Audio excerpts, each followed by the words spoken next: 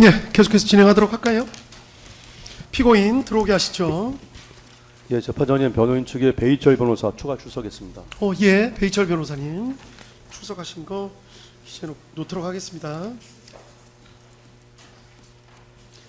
그리고 그 증거 목록 초래 정리표 오늘 내신 거 저 어제 그 받은 거랑 똑같은 거죠?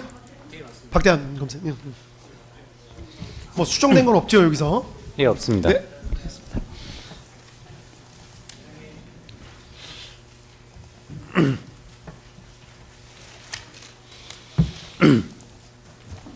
예, 피고인 들어오신 거 확인했습니다. 예, 증인 들어오시게 할까요?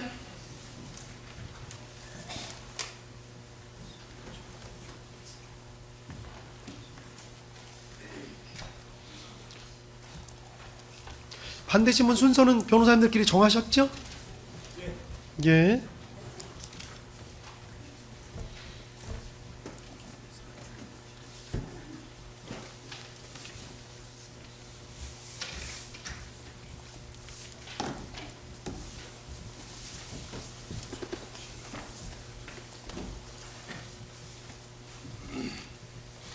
예, 증인 오전에 차분하게 말씀 잘해주셔서 감사드리고 크게 도움이 많이 되고 있습니다.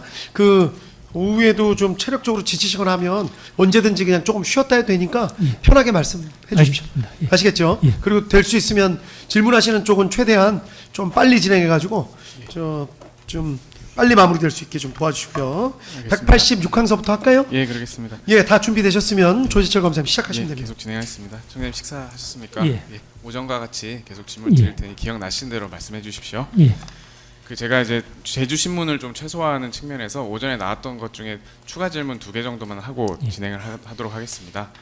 그 증인께서 경력 증언에 대해서 증인 그 기억이 잘 좀 안 난다는 취지로 증언하셨는데 증인께서 그 말씀하신 대로 국회 5, 6개 기동대만 배치되어 있다고 인식을 하셨다면 23시 37분경 국회 2차 차단 지시를 할 수 없지 않습니까? 근데 그 지시는 경찰청장이 하는 거고 예. 그걸 수행하는 거는 그러니까 서울경찰청장이 알아서 하는 거기 때문에 제가 서울경찰청장한테 이거는 뭐 부족하다, 과하다 이렇게 이야기하는 거는 사실은 좀 월권입니다. 예, 알겠습니다. 주신문 108항을 생략했었는데 질문 하나만 드리고 가겠습니다. 108항이요? 예, 108항입니다. 조금 바꿔서 묻겠습니다. 증인께서는 12월 3일 아까 드렸던 통화 내역 다시 드릴 텐데 그 기억하실 겁니다만 12월 3일 23시 34분경 그 피고인으로부터 비화폰 5번째 통화인데요. 5번째 통화를 하시던 중에 이상민 행정안전부 장관으로부터 전화를 받아서 통화한 사실이 있으시죠? 기억하시죠? 예. 예. 그 23시 34분 27초경에 피고인으로부터 전화를 받아 통화를 하시던 중에 23시 34분 47초경에 이상민 장관이 전화를 받아 통화를 하셨는데 당시 이제 그 피고인하고 어떤 통화를 하셨는지 기억나십니까? 이 전화가 한번 중첩이 됐었기 때문에 혹시 이 부분은 좀 구체적으로 기억하실 수 있을까 해서 여쭤봅니다. 네, 아까도 말씀드렸다시피 그 후반부 통화는 거의 그러니까 월담하는 의원들에 대한 체포 말씀이었던 것 같습니다. 예, 알겠습니다. 그 출입이 허용되던 시점인데 월담자가 있었던 겁니까? 그거는 제가 정확히 모르겠는데 예. 하여튼 제가 그거는 이걸 뭐 몇 번째다 이렇게 정확하게 이렇게 예. 말씀드릴 수 없는 점은 좀 아쉬운데요. 예. 그러니까 앞에 부분은 통제 관련된 거고 뒤에 부분은 체포 관련된 거라는 말씀을 드리는 겁니다. 예, 그러면 그 피고인께서 증인께 월담자를 체포하라고 월담하는 국회의원을 체포하라라고 이야기하신 거는 분명하십니까? 예, 그거는 제가 제가 좀 기억을 못 할 수 없는 그런 내용이지 않습니까? 예, 알겠습니다. 그 증인 오전 증언 시에 증인께서 윤승영에게 한동훈 체포조 5명 지원 관련해서 예 보내주세요 사복으로 해라라고 지시하였는지 여부에 대해서 형사는 원래 사복이기 때문에 사복으로 하라고 지시하는 것이 말이 안 된다는 취지로 증언을 하셨습니다. 예, 근데 이제 이와 함께 이현일이 박창균에게 사복으로 하라고 지시하는 통화 내역 관련해서는 녹음 내용 관련해서는 형사들이 현장에 나갈 때 입는 형사조끼를 입지 말라는 취지로 보인다고 증언을 하셨는데요. 맞습니까? 예. 그렇다면 증인께서 윤승영에게 보고를 받으셨을 때 형사들이 그 형사조끼를 입지 않도록 하라는 취지에서 사복으로 하라고 지시하신 것은 아닙니까? 그 아까도 말씀드렸지만 그게 경찰청장이 이야기할 수준의 대화는 아니라는 뜻입니다. 예, 알겠습니다. 186항 계속 진행하겠습니다. 증인께서는 12월 3일 23시 59분경 윤승영으로부터 방첩사의 수사관 100명 지원 요청에 대해서도 보고를 받으셨는데 맞으시지요? 예. 수사관 100명이 아까 합동수사본부를 구성하는 인력이라고 생각하셨다고 증언하셨는데 예. 맞으십니까? 그러니까 왜냐하면 그 여인영 사령관으로부터 안보수사 100명 지원 요청을 제가 들었기 때문에 예. 그 같은 맥락으로 이해를 했던 겁니다. 예. 그 윤승영이 증인께 수사관 100명 지원 요청에 대해 보고하기 전에 12월 3일 23시 32분경 이현일은 구민회로부터 수사관 100명 및 호송차 20대를 보내달라는 요청을 받았고 국가수사본부 수사기획 담당관인 전창훈 과장은 같은 날 23시 40분경 서울청 수사과장 김경규에게 전화해서 수사관 100명을 지원 준비하라고 요청한 사실이 있는데 증인은 윤승영으로부터 이러한 내용에 대해서도 보고를 받으셨습니까? 그냥 그 보고는 없었습니다. 서울청에 관한 보고는 못 받으셨습니까? 예, 그러면 증인께서는 수사관 100명에 대해서 윤승영에게 준비를 하라고 지시를 하셨다고 증언하셨는데 예. 어떤 준비를 말씀하신 겁니까? 그거는 어차피 그 최고 책임자가 저한테 요청이 왔었고 이거 실무적으로 요청이 갔구나 이런 정도로 이해를 했고 그게 보통 인력의 파견이라고 하는 거는 그렇게 말로 되는 것이 아니고 공문으로 오고 그 공문을 가지고 우리가 얼마를 파견할 것인지 검토를 하는 그런 단계가 필요한 거지 않습니까? 그래서 공문이 오면 시행될 수 있도록 한번 검토해서 시행될 수 있도록 한번 준비만 해라. 그 정도지. 예. 그런 단계는 아직까지 공문이나 이리 온 게 아니기 때문에 뭔가 할 수 있는 게 지금 없지 않습니까? 그러니까 제가 할 수 있는 거는 그냥 준비만 하고 있으라고 말할 수밖에 없는 거죠. 그날 상황 자체가 이제 공문으로 모든 일이 이루어지는 상황은 아니었고 전화라든지 비화폰이라든지 무전이라든지 굉장히 급박하게 돌아갔지 않습니까? 그래서 공문을 기다릴 상황은 아니었다고 생각도 되는데 아니 어떠십니까? 행정이라고 하는 거는 공문이 기본입니다. 공문이 기본이고 그 외에 예를 들어서 서울청에 작전하는 거는 그럼 원래가 그 무전으로 이제 지시를 하는 거고 그 외에는 기본적으로 특히 기관과 기관을 넘나드는 사안인데 공문 없이 그게 불가능하지요. 그날 그 국수본 전창훈 요청에 따라서 서울청에서는 100명 그 방첩사 요청에 응할 100명 명단을 작성을 했고 104명이요. 정확히 104명 명단을 작성했고 그중에 81명에 대해서 비상대기까지 시켰는데 혹시 그 부분은 증인은 모르셨습니까? 몰랐습니다. 그거는 제가 알았으면 제가 만약에 지시를 했으면 서울청 광수단의 인력을 그렇게 짜지는 않았을 겁니다. 거기 서울청 광수단 인력은 경찰 수사 중에서도 가장 핵심적인 인력인데 그거를 그 핵심적인 인력을 뽑아가지고 다른 기관에 파견 보낸다는 것은 그 말이 안 되는 거거든요. 그러니까 그거는 제가 보기에는 누가 그렇게 판단했는지는 모르지만 굉장히 어설픈 판단입니다. 예, 근데 계엄 상황에서는 다른 일보다 합동수사본부 구성하는 인력을 파견하는 게 더 중요했다고 계엄 생각하실 수도 있습니다. 합동수사본부에서 하는 수사가 있고 계엄 상황에서 만약에 경찰이 경찰 자체적으로 해야 될 수사도 많이 있지 않습니까? 그런 게 있는데 다른 기관에 파견 보내는 거를 그 에이스들을 보내는 판단을 하는 거는 저는 잘못됐다고 봅니다. 예, 알겠습니다. 증인께서는 188항입니다. 윤승영으로부터 보고를 받기 이전에 여인영으로부터 수사관 100명 지원을 요청받았고 이와 함께 정치인 등 15에서 16명에 대해 체포를 위한 위치 확인을 요청받으셨는데 그 여인영이 요청하는 수사요원, 안보수사요원이라고 하셨지만 수사요원 100명이나 윤승영이 보고하는 수사관 100명이 정치인 등을 체포하기 위한 인력이라는 생각은 해보지 않으셨습니까? 저는 그거는 별개로 봤습니다. 왜냐하면 윤 국장님이 저한테 보고할 때도 두 개를 나눠서 보고를 했기 때문에 앞에 100명 지원 인력은 이거는 합수단에 정상적으로 파견 보내는 인력으로 봤고 뒤에 5명은 그거와 상관없이 그냥 따로 요청을 받으셨구나. 그저 그렇게 생각을 했던 겁니다. 실제로 방첩사에서는 14명, 15명 정도의 정치인들을 체포하기 위해서 팀을 꾸리고 있던 중에 이제 경찰에 100명을 요청했다고 하고 있고요. 그 100명을 요청하고 그게 이제 진행되던 중에 이제 갑자기 이제 국회로 출동하기로 결정이 되어서 그때 이제 그 인력이 되는 방첩사 인원들부터 국회 쪽으로 출동시켰다 해서 사실 이게 같은 연장선상에 있다는 취지로 진술을 하고 있는데 증인도 혹시 그 부분은 모르셨습니까? 그 뭐 그쪽 사정은 어떤지 모르겠는데 제가 그렇게 이해를 했던 그 맥락은 뭐냐면 여인영 사령관이 저한테 첫 번째 안보수사 인력 100명 요청했고 두 번째 선관위 이야기를 했고 세 번째 그 명단을 불러줬거든요. 그러면 그거는 뭐 여인영 사령관 진술하고도 일치하는 건데 이게 1번하고 3번하고 연결돼 있었으면 또 모르지만 이 중간에 막 이게 들어가 있고 심지어 여인영 사령관 진술에 의하면은 그 뒤에 뭐 따로 이야기를 했다는 건데 저는 그거는 그렇게 맥락을 좀 더 분리해서 봐야 되지 않나 싶은데요. 그 여인영 사령관이 일단 100명을 지원해 주십시오라고 하고 또 후속적으로 그 관련해서 이제 정치인들 체포 그 위치 추적을 해주십시오 이렇게 연결해서 얘기했을 수 있어서 여쭤보는 겁니다. 아, 예, 그렇게 저는 인식하지 그렇게는 않았습니다. 받아들이지 않았습니다. 알겠습니다. 예.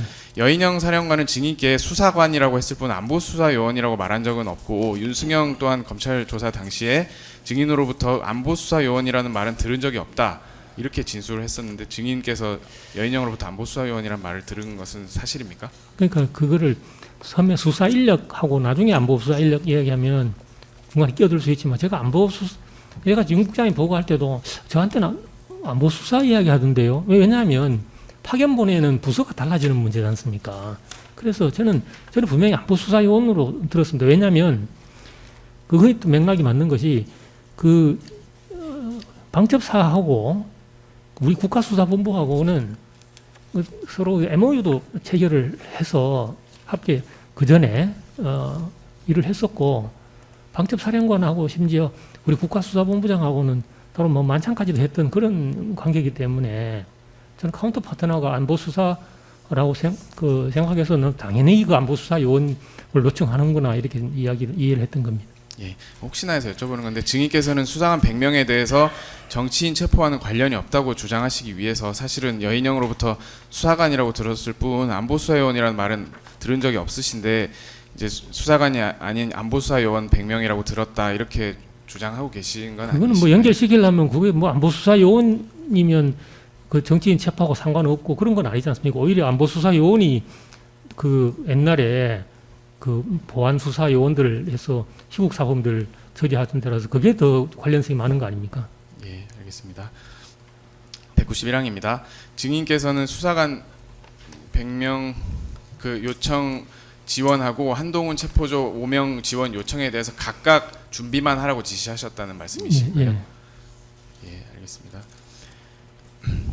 그 당시의 상황을 보면 100명 수사관 100명에 대해서는 윤승영 그 국수본 측에서 서울청에 이미 그 조치를 해둔 게 확인이 됩니다. 증인께서 들으셨겠지만 그래서 그 증인께서 보고를 받고 그냥 그대로 하라, 그냥 그렇게 준비만 해라 이렇게 말씀하셨을 수도 있을 것 같은데 그런 맥락은 아닙니까? 그건 서울청에 그렇게 미리 지시를 해서 미리 움직이고 있었다는 건 저도 나중에 알게 된 사실입니다. 예, 알겠습니다. 증인께서는 12월 4일 공공시경 증인 주재로 국관회의를 개최하신 적이 있으시죠? 예. 예, 윤승영 목현태 기록 순번 395번 4389쪽 수첩 스캔본 제시하겠습니다. 이 지금 수첩 내용은 증인의 비서실장이시던 권범중 경정이 국관회의에 배석이 아니고 수행을 위해 참석해서 기재한 내용인데요. 혹시 알고 계십니까? 처음 봤습니다. 처음 보셨습니까? 권범중은 증인에 대한 사건 법정에서 이 내용에 대해서 이 내용에 대해서 어떤 의미냐고 했을 때 그 기능 불문 각종 헌법 등 법령 판례 확인, 현장에 명확한 지시를 해야 함, 정보 기획은 비상계엄 하에 경찰이 해야 할 일 검토, 이항 기능별 수습해야 할 일 검토, 사망 수사를 중심으로 계엄사 요청 시 법령에 따라 지원할 것이 무엇인지 검토 이 내용이라고 증언을 했고 증인께서 국관회의에서 발언한 내용의 취지를 요약해서 기재한 것이라고 하는데 증인께서 국관회의에서 발언하신 내용이 맞습니까? 이런 이야기를 했던 것 같습니다. 그 증인께서 위 국관회의 직전인 12월 3일 23시 59분경 윤승영으로부터 방첩사에 한동훈 체포조 5명 지원 요청을 보고받았는데 직후 개최된 국관회의에서 수사를 중심으로 계엄사가 요청하면 지원할 것이 무엇인지 검토하라고 발언하신 것을 보면 당시 계엄사 쪽에서 수사 관련 요청이 오면 지원해 주려고 하셨던 걸로 보이는데 증인이 윤승영 보고 내용에 대해서도 그대로 승인하셨던 것 아닙니까? 저거를 보시면 지금 검사님께서 중간에 일부 생략한 부분이 있지 않습니까? 법령에 따라 예, 생략하진 읽긴 읽었습니다. 제가. 처음에 읽고 두 번째 생략하셨는데 그거는 뭐냐면 아니 그게 비상계엄이 그러니까 일개 중앙행정기관장이 비상계엄이 이것이 그 위법한지 여부를 판단할 수 있는 위치에 있지 않지 않습니까?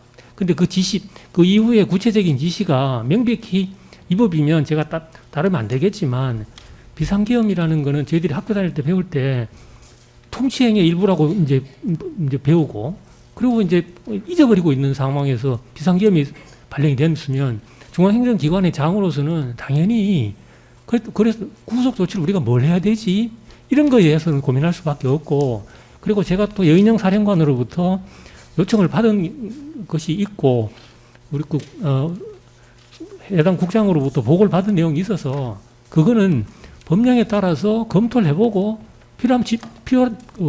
필요하면 지원을 해라 이런 의미지 않습니까? 그러니까 그거는 제가 국관회의에서 제 기억으로 한 20분 정도 했던 걸로 기억이 되는데 아무 뭐 국장들도 보고할 내용도 없고 저 또한 처음이라서 할 이야기도 없고 근데 무슨 회의는 해야 되겠고 근데 그런 상황에서 떠오르는 것을 몇 가지 이야기를 했는데 그 중에 하나가 세 번째고 그래서 제가 요청을 받은 게 있고 보고받은 게 있기 때문에 요청받고 보고받은 내용이 수사이기 때문에 수사를 중심으로 필요한 경우에 법령에 따라서 지원을 해라 이렇게 지시를 했던 겁니다. 혹시 그 법령이 포고령도 포함된다고 봐야 되겠습니까?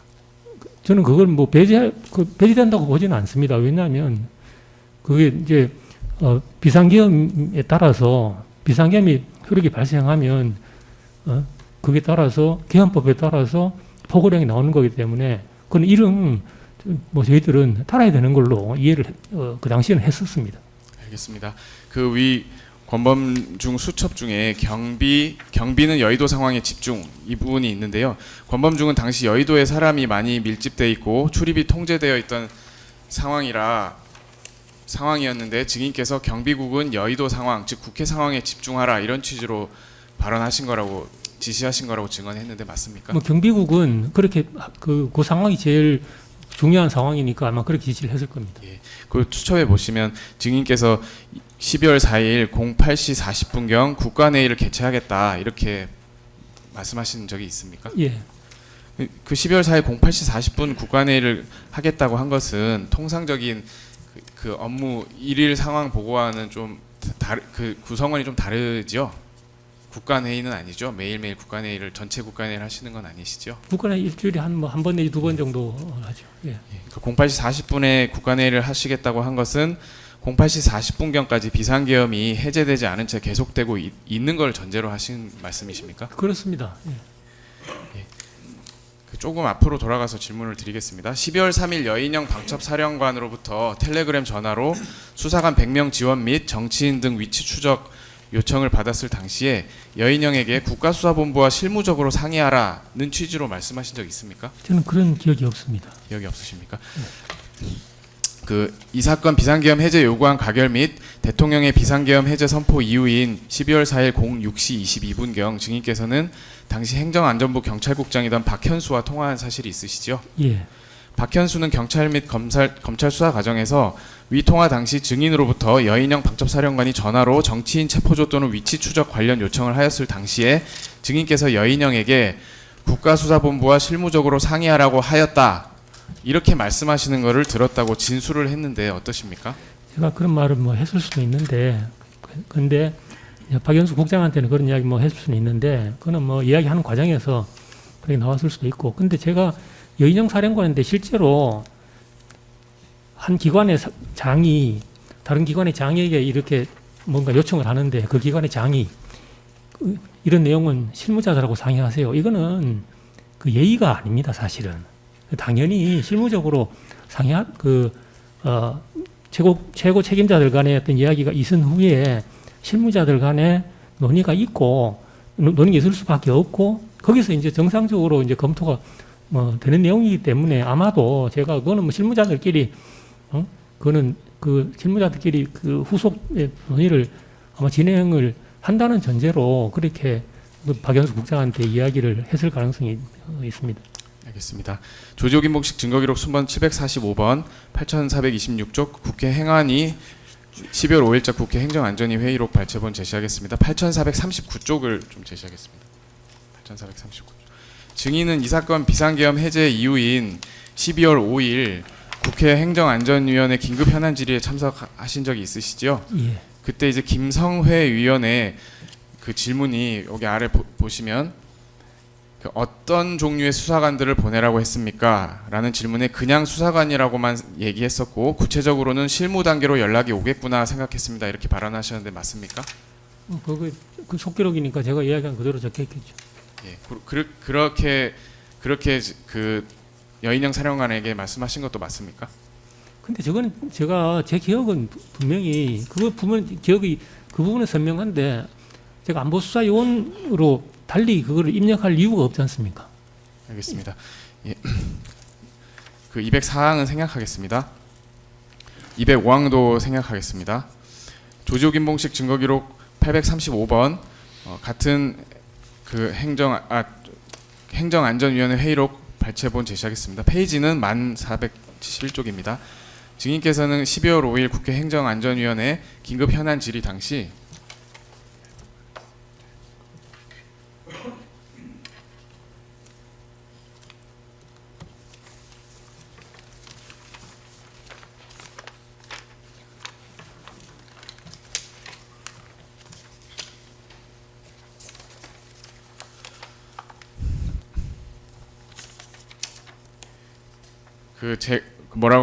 말씀하신 것 중에 그 노란 부분 아래쪽을 보시면 제가 기억하기로는 방첩사 주관으로 수사본부가 꾸려질 수도 있으니 경찰에서 필요한 인력을 지원해 줬으면 좋겠다. 그래서 저희들은 준비하겠다 이렇게 이야기했던 것 같습니다라고 발언하셨는데 증인께서는 그 실무적으로 준비하겠다고 여인영 사령관에게 답변을 하셨던 겁니까? 그런 기억이 없습니다. 만약에 제가 실무적으로 준비하겠다고 했으면 당연히 실무자한테 전화해서 준비하라고 지시를 해야 정상이지 않습니까? 예. 뭐 근데 실제로 제가 하셨는지를 여쭤보게. 아니요. 그러니까 답변을 어떻게 하셨는지 여쭤보는 겁니다. 제가 솔직히 저 부분에 대해서는 답변 없이 그냥 넘어갔던 것 같거든요. 그러니까 여인영 사령관이 조금 급한 톤으로 전화 와서 이렇게 쭉쭉쭉 그러니까 넘어가면서 이렇게 이야기를 했기 때문에 저 부분에 대해서는 제가 답변을 했던 기억이 없습니다. 예, 알겠습니다.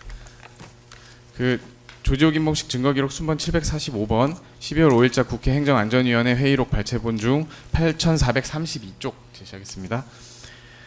그 증인께서는 같은 그 행정안전위원회 긴급 현안 질의 당시에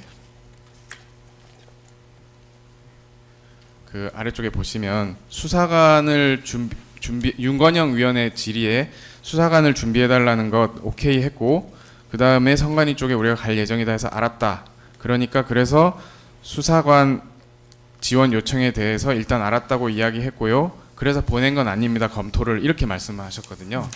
그러니까 직접 뭐 실제로 보내지 않았다는 취지로 말씀하신 게 보낸 건 아닙니다. 검토를 이 부분인 것 같고 그 앞에 이제 여인영 사령관하고 대화했던 내용을 설명하시는 게 그 수사관을 준비해달라는 것 오케이 했고 수사관 지원 요청에 대해서 일단 알았다고 이야기했고요. 이 부분인 것 같은데 맞습니까?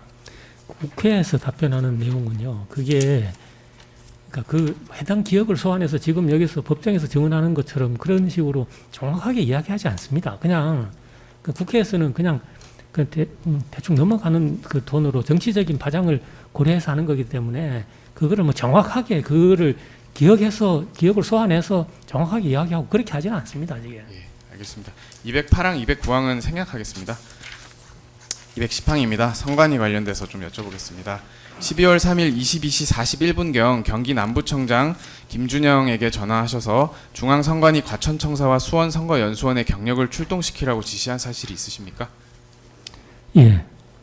증인께서 김준영 경기 남부청장에게 그와 같이 지시한 경위가 어떻게 되는지 간단히만 좀 말씀해 주시겠습니까? 그 앞에 여인영 사령관으로부터 이제 그 선관위 세 군데 자기들이 간다는 이야기를 제가 이제 들었는데, 근데 이제 한 군데는 서울인데 서울은 지금 국회하고 용산 상황 때문에 거기까지 서울청장에게 부담을 주는 건 좀 아니다 싶어서 제가 이야기를 안 했고요. 그 다만 경기 남부 같은 경우는 다른 상황이 없기 때문에 제가 경기 남부청장하고도 개인적으로 좀 지내서 제가 겸사겸사 전화를 했습니다. 전화를 했더니 계엄이 발표된 사실도 모르고 있더라고요. 그래서 야, 계엄 발표됐으니까 빨리 사무실로 가라. 그리고 너 관내에 지금 이게 선관위 두 개가 있는 모양인데, 그러니까 본인도 모르고 있더라고요. 그래서 야, 두 개가 있단다. 근데 거기서 방첩사에서 저 군에서 가는 것 같으니까 그 약간 너도 한번 가봐야 안 되겠나. 그러니까 그랬더니 김준현 청장이 형 어떻게 하면 돼요? 그래서 어떻게 하면 돼요? 그냥 평상시에 하던 대로 해. 그냥 우발 대비하는 대로. 그렇게 제가 지시를 했던 겁니다. 알겠습니다. 증인은 검사 조사를 받을 당시에 김준영 청장이 우발 대비 어떻게 하면 되냐고 물어서 평상시대로, 좀 전에 말씀하신 것처럼 평상시대로 하라고 하셨고, 들어가는 사람을 통제하고 나오는 사람은 내보내서 선관위 내부를 진공 상태로 만들라고 하였다, 이런 취지로 진술하셨는데 맞습니까? 그러니까 그 오전에 제가 말씀드렸다시피 네. 경찰의 우발 대비 사태의 기본 개념입니다. 그게.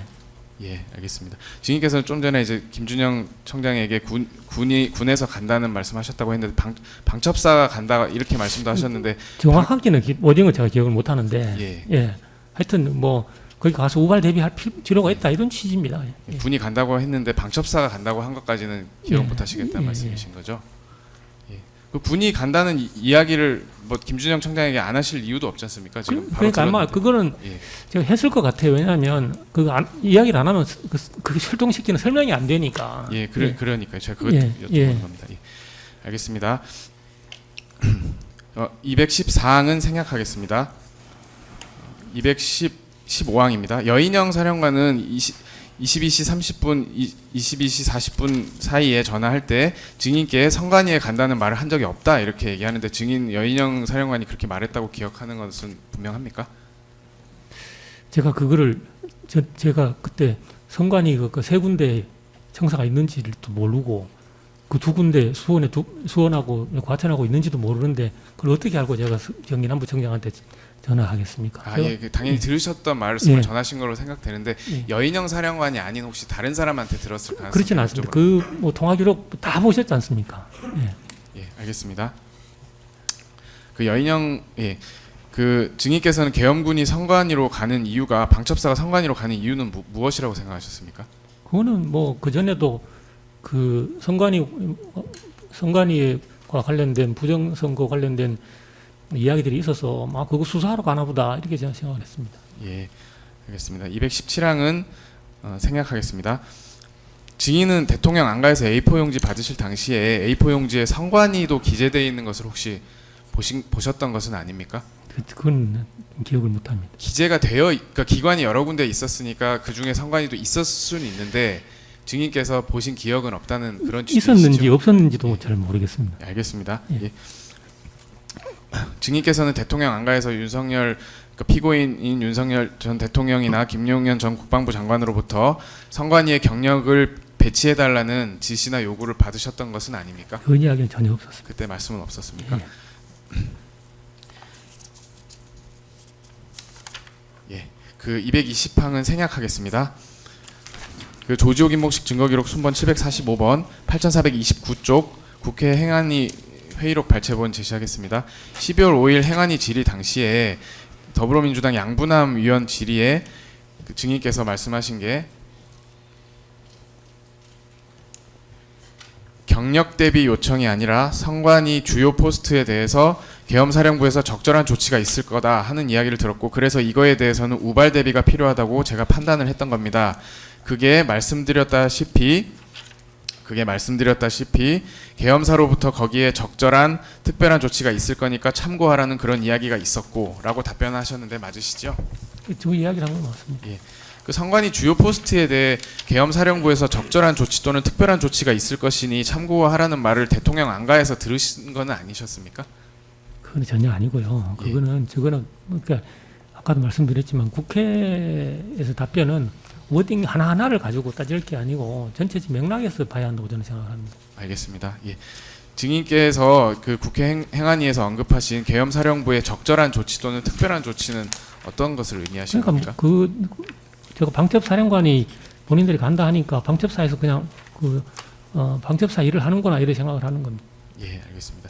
224항은 확인 차원에서 한 번만 여쭤보겠습니다. 증인께서 아까 잠깐 말씀하시긴 했는데 과천청사 수원 선거연수원과 달리 관악청사에 계엄 그 경력을 하라고 지시하시지 않은 이유는 그 경력 배치는 김봉식 청장의 소관인데 김봉식 청장이 국회나 용산 쪽 그 경력 배치 때문에 너무 좀 경황이 없을 것 같아서 그것까지 챙기기는 어려울 듯하다는 생각 때문에 관악청사에는 배치하라는 지시를 하지 않으셨다고 말씀하셨는데 그게 맞습니까? 예. 예, 알겠습니다. 증인께서는 과천청사와 수원 선거연수원에 경력 배치하는 것에 대해 경찰청 경비국에도 알려주신 사실이 있습니까? 그건 잘 모르겠습니다. 기억이 안 나십니까? 예. 조지호 김봉식 증거기록 순번 250번 3297쪽 진술조서 사본입니다. 이거는 지금 신종묵 경비과장, 경찰청 신종묵 경비과장 그 경찰 조사 당시에 진술했던 내용인데요. 12월 4일 공공시경 열린 국관회의 이전에 증인께서 지나가는 말씀으로 경기 남부에도 2군데 경력 배치를 하라고 했다고 하시길래 본인이 12월 3일 23시 49분경부터 박규남 경기 남부청 경비과장과 전화하여 확인을 한 사실이 있다 이렇게 진술을 하는데 증인께서 혹시 말씀하신 거 기억이 아마 나십니까? 그래 저기 신종목 과장이 뭐 저거 들을 일은 저한테 들었으면 저기 맞겠습니다. 예. 그러면 증인께서는 그 과천청사와 수원 선거연수원에 출동한 경력의 활동에 대해서 보고 받으신 것이 있습니까? 그 이후에? 없습니다. 그 신종묵이 박규남 경기남부청 경비과장과 소통을 한 이상 증인께서 과천청사와 수원 선거연수원의 경력 상황에 대해서도 임정주 경비국장을 통해 보고를 받으셨을 것 같은데 혹시 그런 건 없었습니까? 없었습니다. 예, 알겠습니다. 증인께서는 12월 4일 공공시경 열린 국관회의 이후에 공공시 10분경 시도청장 회의도 개최하셨죠? 화상으로 개최하셨죠? 예. 예. 그 시도청장 회의 당시에 김준영 청장에게 선관위 쪽 경력 출동 상황이나 활동 상황에 대해서 물어보시진 않으셨습니까? 시도청장 회의에서 서울하고 경기 남부 뭐 이렇게 개별적으로 뭐 이렇게 지시하거나 보고받지는 않았습니다. 알겠습니다. 12월 3일 22시 41분경 경기 남부청장 김준영에게 과천청사와 수원 선거연수원에 경력을 출동시키라고 증인께서 지시함에 따라 과천경찰서장 문진영 등 과천경찰서 직원들과 4기동대 이제대, 7기동대 등 경기 남부청 산하 기동대원 합계 105명이 중앙선관위 과천청사로 출동하였고 수원 서부경찰서장 김재광 등 수원 서부서 직원들과 이 기동대 산하 직원들 합계 106명이 선거연수원으로 출동하였는데 맞습니까? 나중에 알게 됐습니다. 제가 처음에 지시하고는 그에 대한 후속 보고가 없었기 때문에 뭐 어떻게 조치되는지는 그 당시에는 몰랐고 나중에 이제 그 수사 단계에서 알게 됐습니다. 예, 알겠습니다. 청님 한 10개 정도 남았는데 예. 그거 괜찮으십니까? 예. 알겠습니다. 신속하게 하겠습니다. 이 사건 비상계엄 해제 이후의 상황입니다.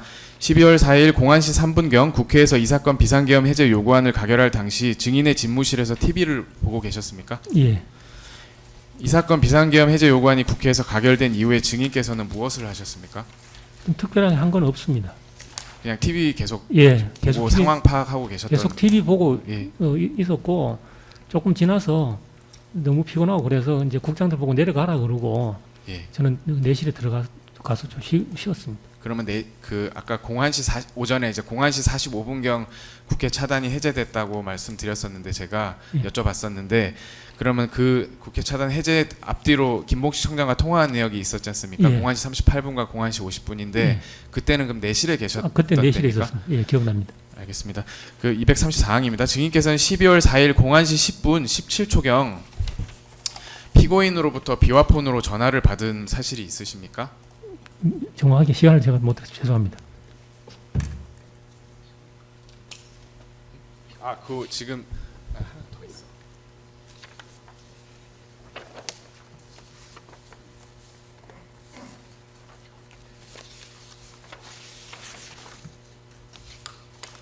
신문사항에 있어서 변호인들께는 따로 시간 관계상 드리지 않고 피고인께만 드리겠습니다. 죄송합니다. 증인께만 드리겠습니다. 예.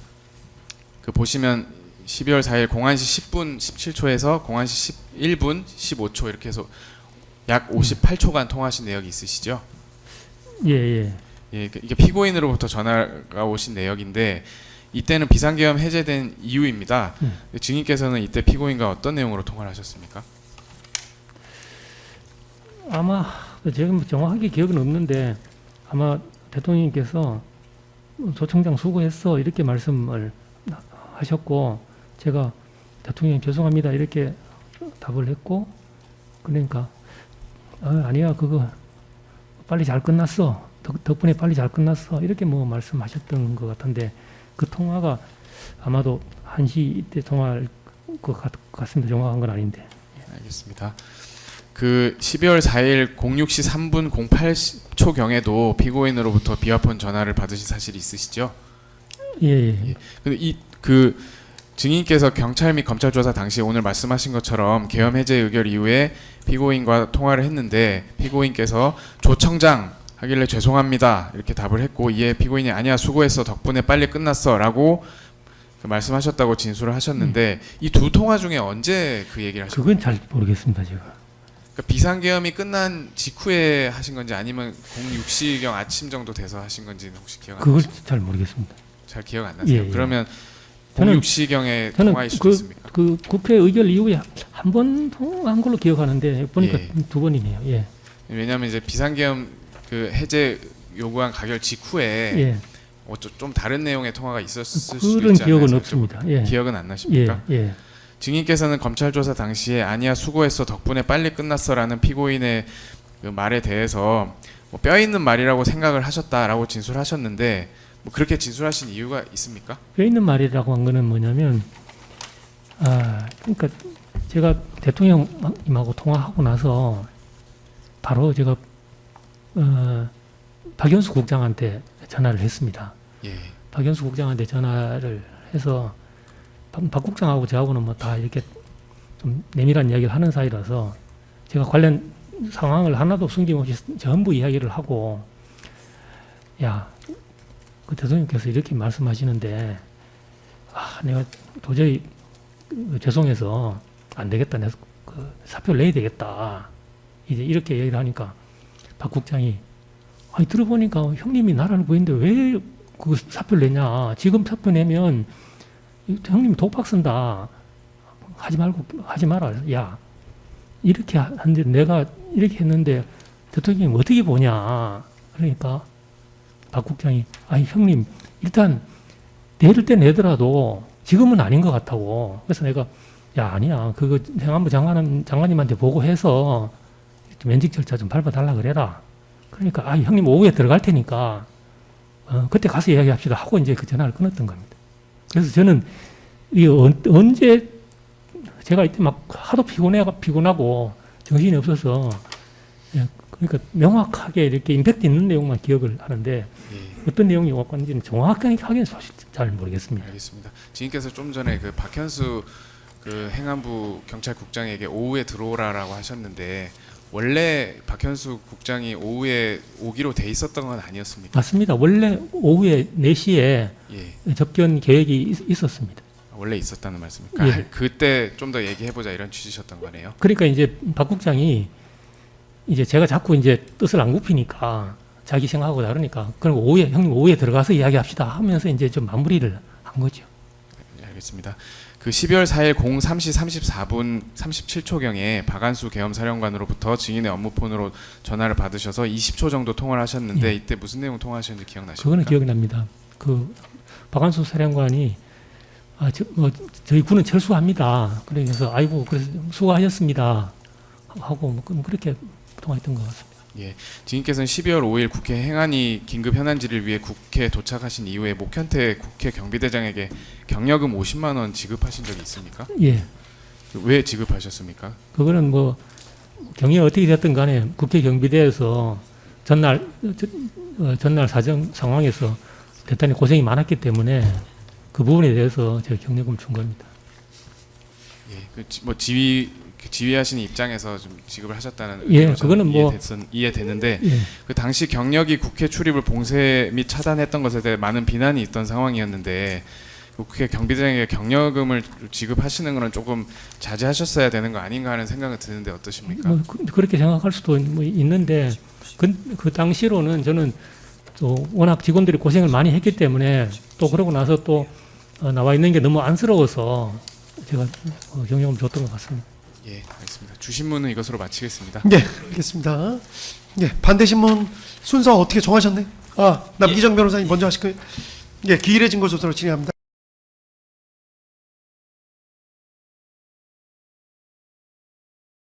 윤수영 피고인에 대해서는 기일의 증거 조사로 조사 따로 정리합니다. 그리고 물어보시는 거는 그 윤석열 피고인 쪽 조서에는 변호사님께서 물어보시는 내용은 안 나옵니다. 제 말씀 무슨 말씀인지 나중에 조서 확인해 보시면 무슨 말씀이신지 알 겁니다. 예. 시작할까요? 예, 알겠습니다. 증인 저는 윤석영 피고인의 변호인입니다. 예. 같이 재판을 받으면서 증인하고도 얼굴을 많이 마주쳤었죠. 예. 예. 개인적으로는 저는 이런 자리가 없었으면 했는데 사실 증인하고 제가 증인에 대해서 반대 신문을 하게 되는 이 상황이 저 개인적으로 매우 참 안타깝고 그렇습니다. 준비된 신문하겠습니다. 예. 내란 재판에 관한 잠깐만요. 좀 힘들어 보이셔서 예, 괜찮습니다. 예. 괜찮으세요? 예. 그 예정 시간 원래 저희가 예. 보통 이렇게 진행하고 4시 10분 정도에 지금 쉬거든요. 예. 그 1시간 조금 지나서 쉴 건데 예. 그거에 구애받지 마시고 중간에 너무 힘드시면 그냥 그때 말씀 주십시오. 그럼 잠깐 뭐 쉬었다가 또 해도 되니까. 예, 알겠습니다. 예, 그러니까 절대 무리해서 하실 필요 없습니다. 예, 계속하실까요? 예. 내란 재판 관련된 증인의 기본 입장에 대해서 좀 확인을 하겠습니다. 증인은 내란 중요임무 종사죄로 기소되어 재판을 받고 계시죠. 예. 이상민 행정안전부 장관의 내란 사건 재판에 증인으로 출석하셔서 증언한 사실도 있으시지요. 예. 앞으로 저는 증인이 명확하게 기억할 수 있도록 그 관련자들의 그 직위를 12월 3일, 2024년 12월 3일 기준으로 말씀을 드리겠습니다. 이상민 장관 사건에서 증인은 본인의 형사사건을 이유로 증언을 거부할 수도 있었을 것 같습니다. 그런데 증언을 하셨습니다. 증언 거부권을 행사하지 않고 증언을 하신 이유가 있습니까? 첫 번째는 제가 증언을 거부해야 될 이유도 없고 그리고 저는 제가 잘못하면 당연히 벌을 받아야죠. 그런데 사실관계를 왜곡하고 이렇게 해서 그렇게 책임을 피하거나 할 생각은 없습니다. 예, 알겠습니다. 이상민 장관 사건에서의 증인의 증언 내용 그리고 오늘 법정에서 증인의 증언 내용을 제가 조금 정리를 해보겠습니다. 증인은 2024년 12월 3일 비상계엄 관련해서 국회의원의 국회 출입을 차단할 목적으로 국회를 봉쇄한 사실은 없다는 것이 증인의 기본 입장이죠. 했지요. 그게 제가 2차 봉쇄 말고요. 예.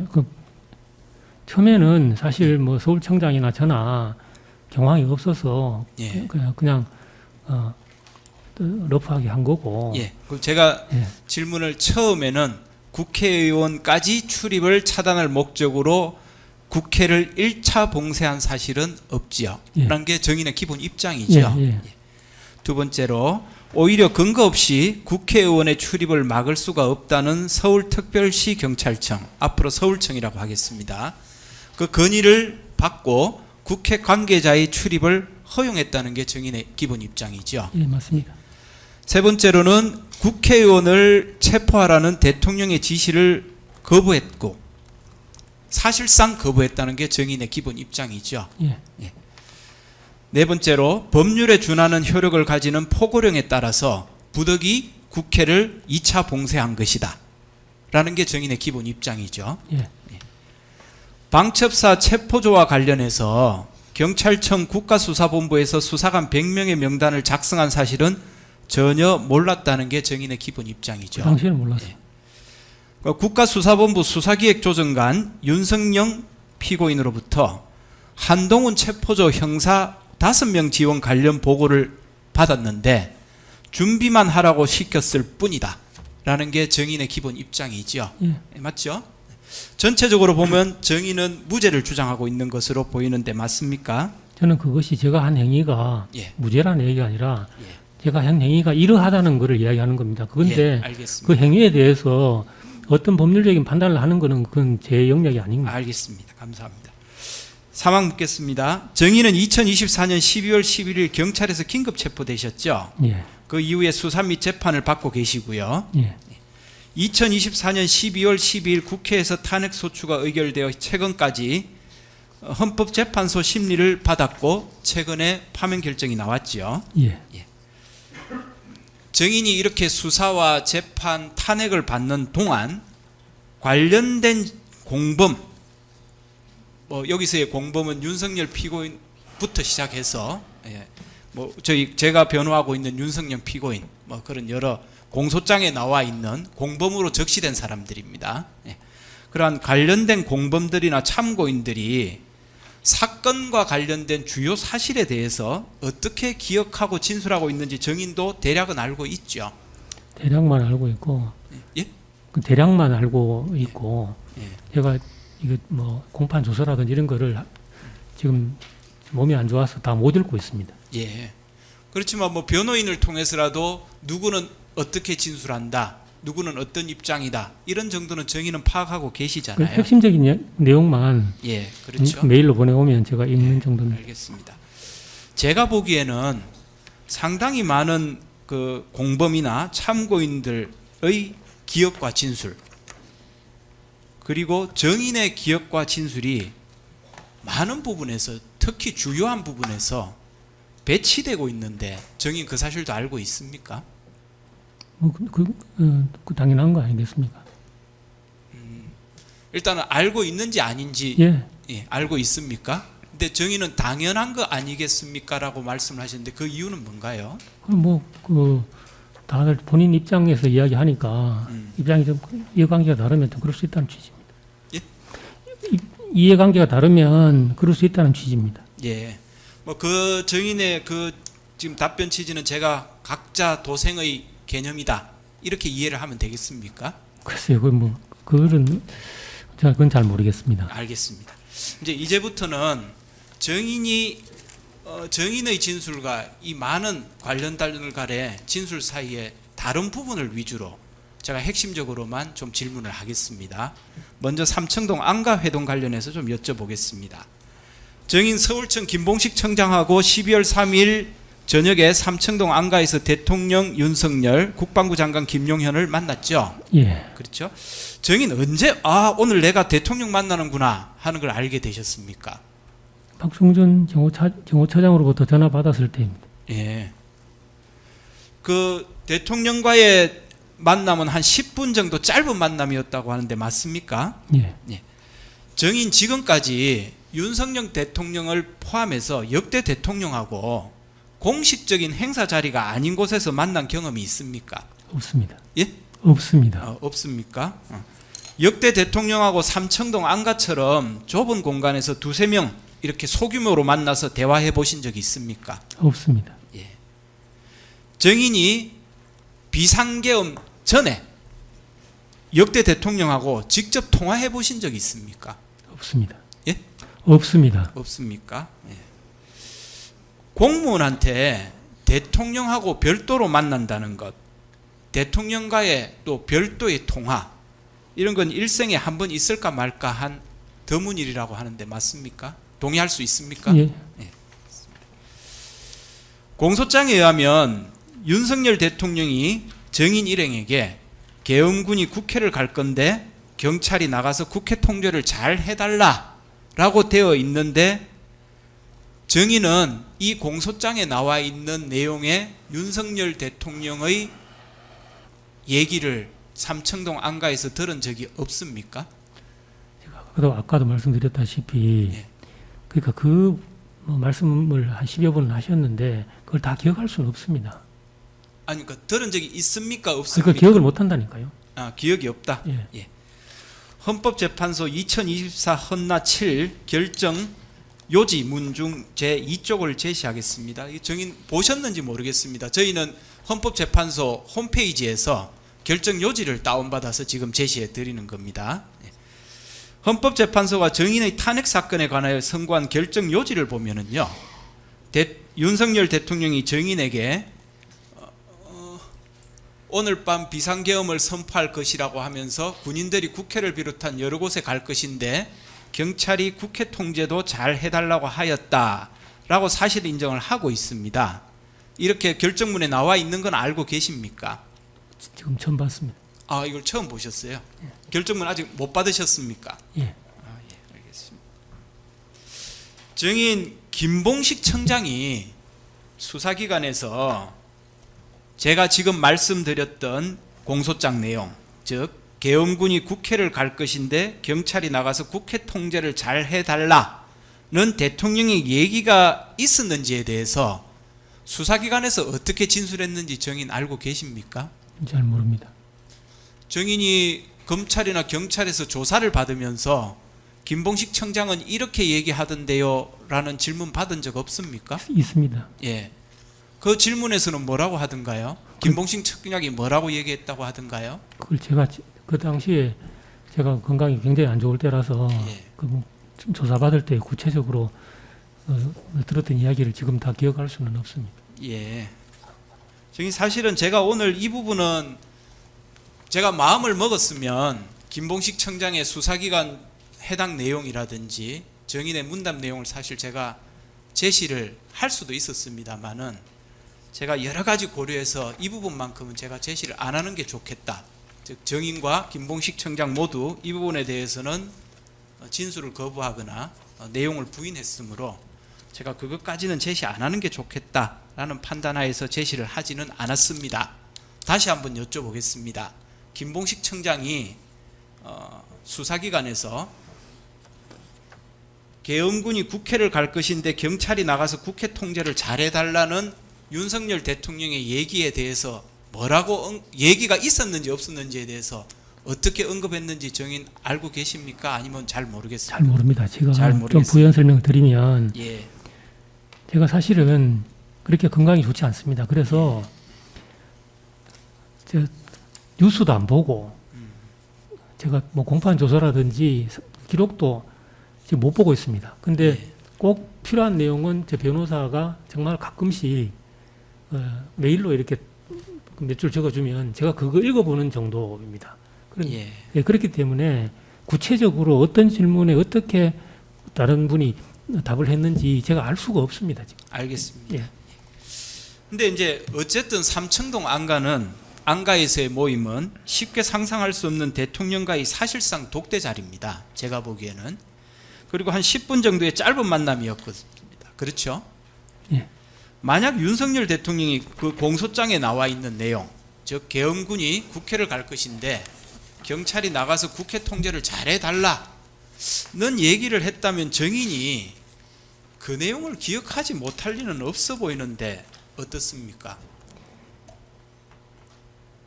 글쎄 그거는 그러니까 각자가 처한 위치에서 자기가 이제 자기한테 직접적인 관련된 내용만 잘 기억하는 것이 일반적이지 않겠습니까?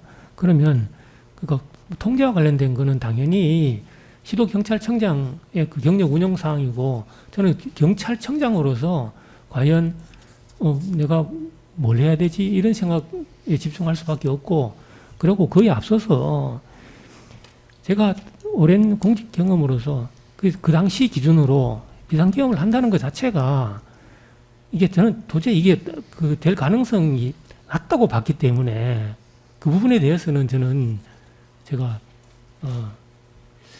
글쎄요, 뭐 대통령의 말씀을 그렇게 함부로 흘려들으면 안 되지만 아무리 대통령께서 대통령으로서 말씀하신다 하더라도 되는 게 있고 안 되는 게 있다고 저는 알기 때문에 그거는 좀 그 분위기를 좀 이해했으면 하는 그런 바람입니다. 예, 알겠습니다. 재판장님 그 이의가 하나 있는데요.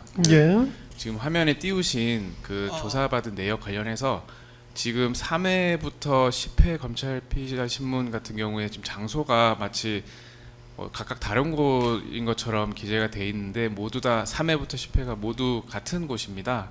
근데 지금 뭐 병실을 달리해서 마치 뭐 장소를 옮겨서 된 것처럼 좀 기재가 돼 있어서 그 부분을 예. 좀 이의를 제기하고 넘어. 예, 검찰 피의자 신문 3회서부터 10회까지는 다 같은 병원이다. 예, 알겠습니다. 그렇게 녹취서에 남겨놓도록 하겠습니다. 계속하시죠. 예, 6항 묻겠습니다.